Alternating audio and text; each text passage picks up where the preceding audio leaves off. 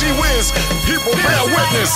Thank you for letting us be ourselves. It's Chuck D right here, Real News Network, on the real, off the record, with the King of Rock, Hall of Famer, DMC, and this is the Spit Your Mind segment where I try to, get questions off the web, and especially for Mr. Darryl McDaniels, and we try to give as brief answers as possible, and we'll see how this works. All right, for DMC, question comes: if Jam Master Jay was still with us in 2009, what would be Run DMC's current status?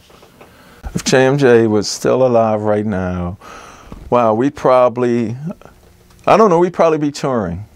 We'd probably be on the road. Yeah, all the way up to when the situation happened. Mm-hmm. We was on the road. On the road, we like was on the road, previous week. And the fact that Jam Master Jay comes back to his neighborhood, has a studio right where I've heard the first Run DMC record at a club called Encore. Right across the street. My goodness. For sure. That's why I tell people, I don't necessarily look at the guy that pulled the trigger to kill Jay, but the very thing Jay made it away from, came back to deliver his people from, is the very thing that killed him.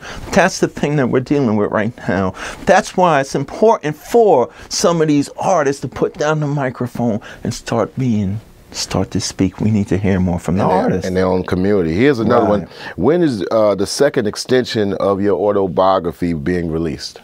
I'm working on that right now because the first book only happened for me to find out the information for the second book. So that should be this summer, hopefully this summer or September coming up. And in the first book, you had yet to discover that you was adopted. Right, the first book was Darryl McDaniels, because I got to a point in my life where I was like, I'm not just DMC, I'm also Darryl. So I was like, what this news show is doing? I was like, this generation and the little kids need to know about Darryl, the little boy called DMC. So I was like, I'm Darryl McDaniels first, DMC of Run DMC, groundbreaking rap group, first to go gold, first to go platinum, first on MTV, the whole thing. And I was like, I was born May 31st, 1964. Oh, I just need a couple of details. Hey, Mom, how much did I weigh? What hospital? What time I was born? She told me those three things. Hung up the phone. An hour later, he called back. Oh, my mother and father, we have something else to tell you.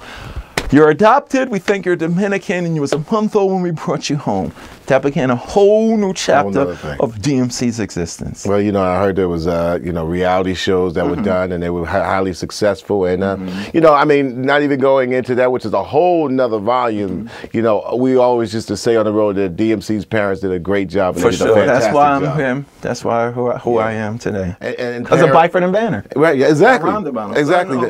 Parenting, I think it was showing that parenting is a universal thing, and it's accountability and responsibility, and you always spoke highly of your parents.